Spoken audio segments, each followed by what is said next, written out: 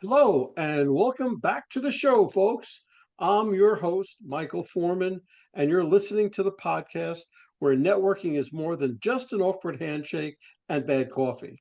It's an art and a talent. But here's the twist, it's an art and talent you can actually learn. Yes, even if you're the person hiding in the corner at every event pretending to check emails. Networking isn't just a nice skill to have, it's a game changer. When you get good at it, you'll wonder why you didn't start sooner. More connections, more opportunities, more profits. It's like unlocking a cheat code for life. So, whether you're the life of the party or the just let me stay at home and text type, we've got something for you. So, stick around. Let's turn those awkward small talk moments into big wins. Now, I've got a guest today, and he's a speaker and a coach and everything else. His name is Amitai, and he's worked in the industry, the IT industry, in management for over 30 years and 10 years as a consultant. He started and sold several small businesses and is a successful entrepreneur. Now, instead of me butchering the rest of his bio, let me just introduce him to you first, and we'll go from there. So, welcome, Amitai. How are you? Hi, I'm good. How are you? Not doing too bad. So, give us a little background. Okay, I got my bachelor's in computer science. I got my master's in management information systems. It's a master's in business, and I'm currently working on my MBA. I have worked in companies as big as Fortune 10 companies down to three-person law firms. So I have a pretty big depth and breadth of experience there. I've worked as a consultant in a variety of companies I started out basically in help desk support, moving all the way up to senior architect in over my career. Let's see what else. That basically sums up my background. I am disabled, and what I speak to mostly now is how to use the adaptations that disabled people, both non-neurotypical and physically disabled people, use and how to leverage those for general management and leadership. And you do speeches and your Yes, life coaching and stuff like that. yes. Okay. What inspired you to become a life coach? And how has that journey shaped your approach to coaching? What inspired me is my mentors and how they have coached me in my career. And I've also had some people who mentored me in my personal life journey. And I've learned a lot from them. And then I have just my own general experience of how to uh, deal with stuff. I've been studying life coaching as a practice and theory behind it and so forth, and the principles of not just giving out answers, but helping my client discover the answers that they already know and creating systems and processes for accountability. And that relies back on my management experience to create those systems. But the person who best knows about themselves is the individual. You're the expert on you is basically the principle I operate on.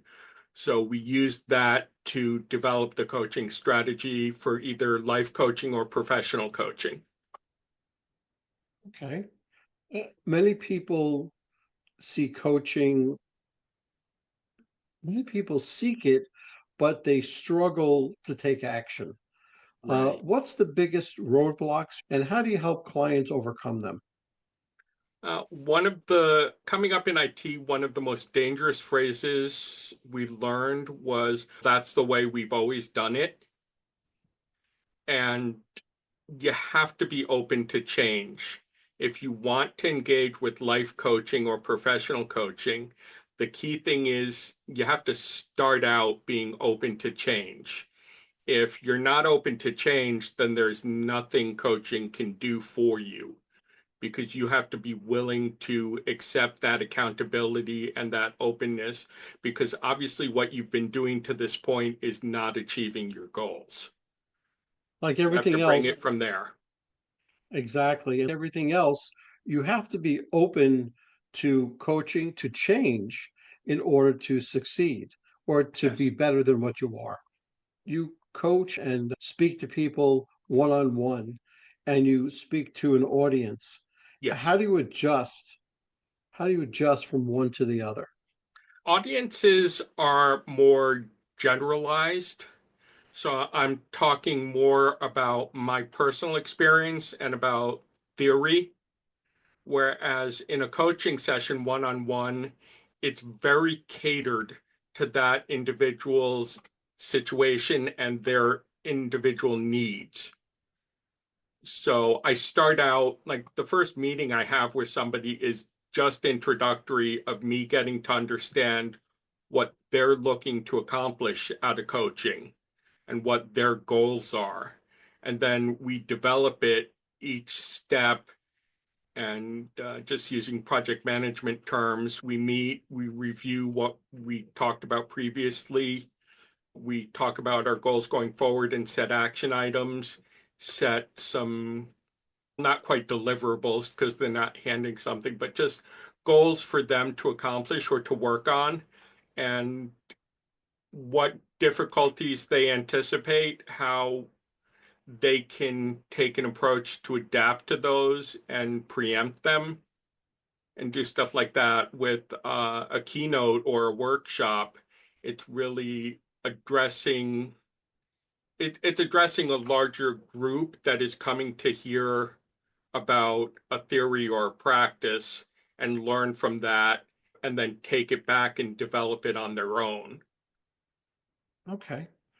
What's a powerful mindset shift that business professionals can make today to accelerate their success? One of the key mindset shifts that seems to be what I've noticed a lot of management getting away from is the idea of listening with humility.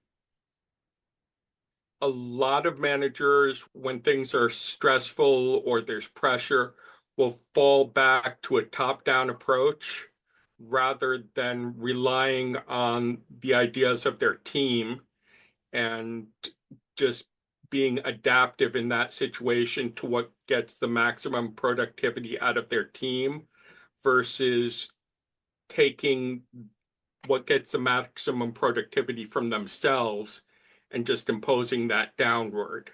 And it's that sense of humility of being willing to change and willing to listen that is one of the major things I'm seeing management going away from now. And it was moving in that direction for a while, but COVID and now back to work orders and all that other stuff, you're getting a lot of shift and pushback because people are getting confused and tense with change. Okay. Okay. How do you measure success in coaching? And give me some results you've seen with your clients. Success in coaching is achieving the goal, whatever goal we set out from initially.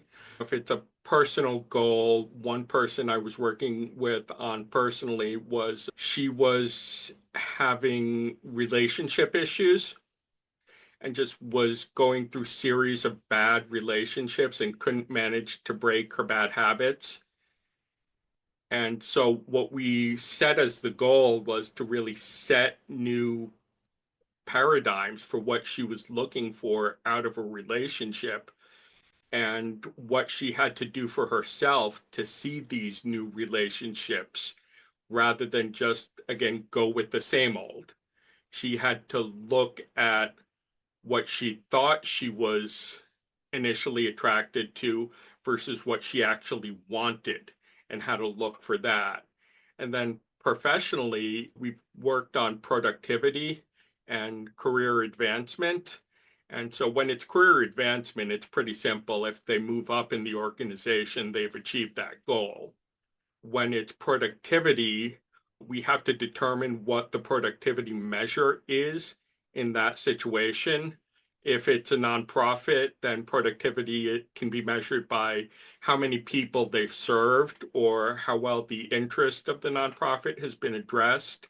If it's a corporation environment, then productivity is really how much results are produced per hour of labor.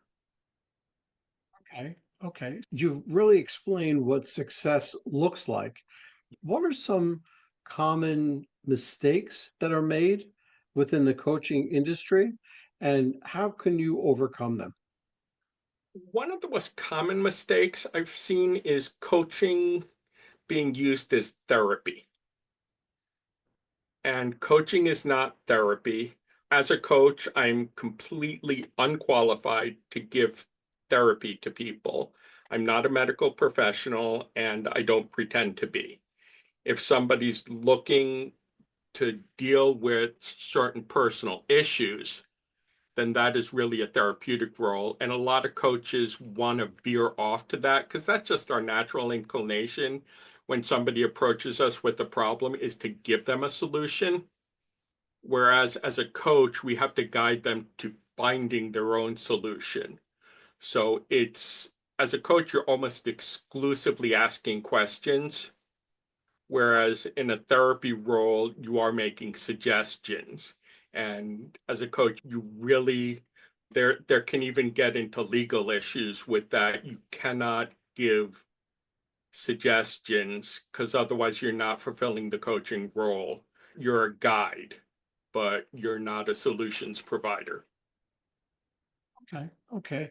How would you position yourself as a high value coach and speaker in a crowded market?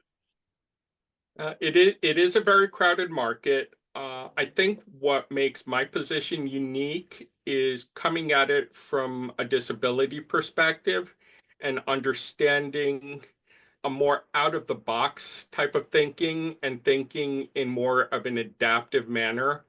So taking the idea that a cookie cutter solution does not fit everyone, let's look at what adaptations the individual or the organization needs to make excuse me needs to make in order to achieve their goal, be it in an organization. Sometimes a work from home solution works really well for some people. I've seen other people that it's awful for. If they're not in the office, they don't know how to function. And the same thing with coaching is if your approach isn't working, let's brainstorm and think of other things that you can do that might be a better approach. For example, with this person with that I commented on with the relationship issues, maybe something like Tinder is not the best option for them.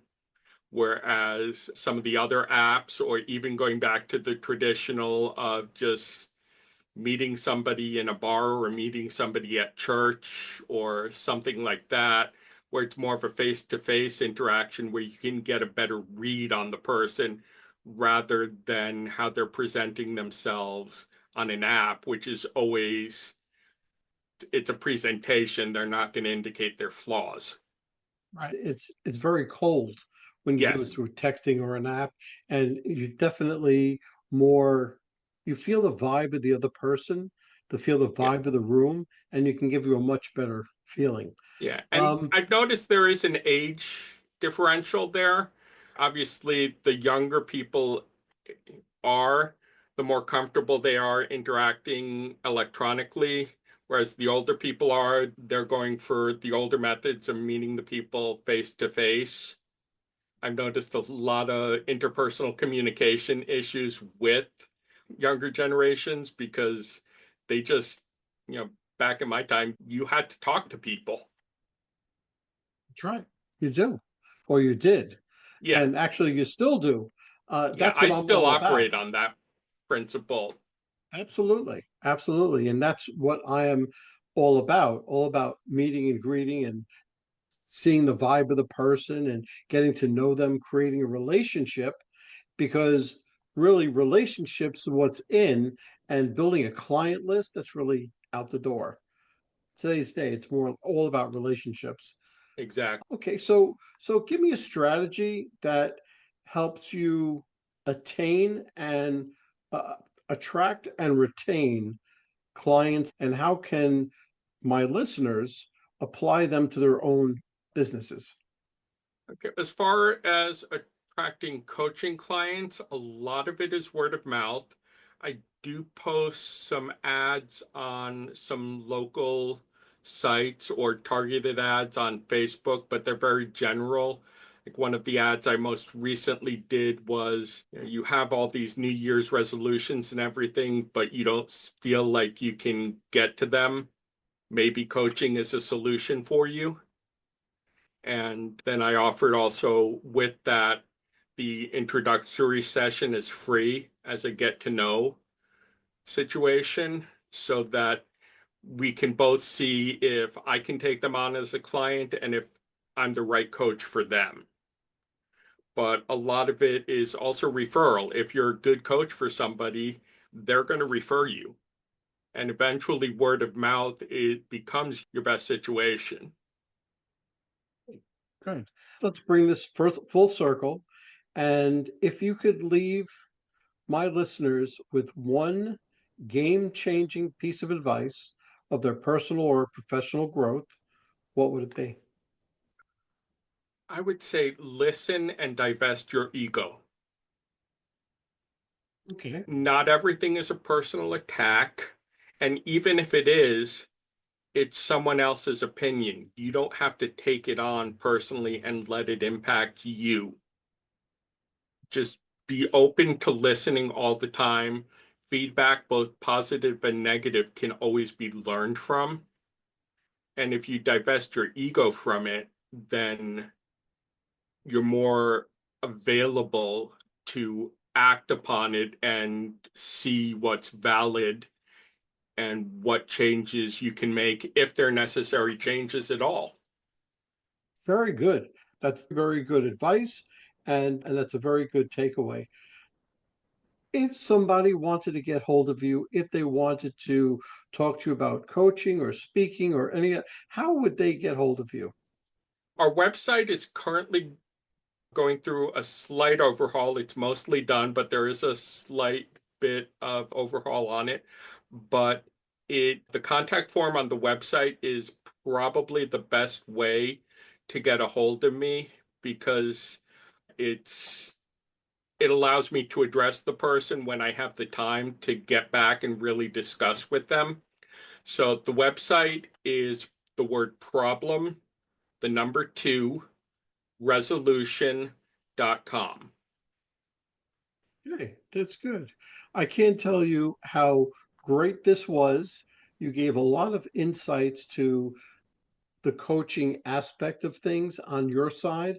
And listen, if anybody wants to get hold of Amitai, just please do. I think he's got a wealth of knowledge.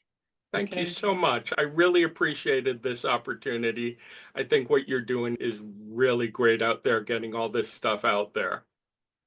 I'm glad you enjoyed it, and I'm hoping to spread your message all throughout, and I wish you very much success.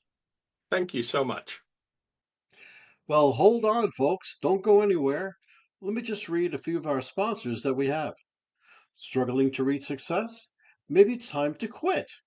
In Quit Your Way to Success by Rodney Davis. This reveals 27 steps to breaking bad habits that hold you back. This powerful book helps you rewire your mindset, take control of your actions, and turn setbacks into stepping stones. With real life examples, motivational quotes, and actionable lessons, especially for sales professionals, you'll gain the tools to quit, what's stopping you, and start winning. Transform your future today. So Quit Your Way to Success by Rodney Davis, available now on Amazon. And this is a nonprofit called Revved Up Kids. This is something I believe in wholeheartedly. Revved Up Kids is on a mission to protect children and teens from sexual abuse, exploitation, and trafficking. They provide prevention training programs for children, teens, and adults. To learn more, go to revvedupkids.org. That's REVVEDUPKIDS.org. Well, that's a wrap, folks. A huge thank you to our special guest for sharing such incredible insights today. And of course, a big shout out to you, our amazing listeners, for tuning in and spending your time with us. Remember, networking isn't about being perfect, it's about being present. So take what you've learned today, get out there, and make some meaningful connections. If you enjoyed this episode, don't forget to subscribe, leave us a review, and share it with someone who could use a little networking inspiration. Let's keep the conversation going. You can find me on Apple, Spotify, YouTube, or my website, michaelaforman.com. Remember, until next time, keep practicing, keep connecting, and keep building those relationships. This is Michael A. Forman signing off. Take care and happy networking.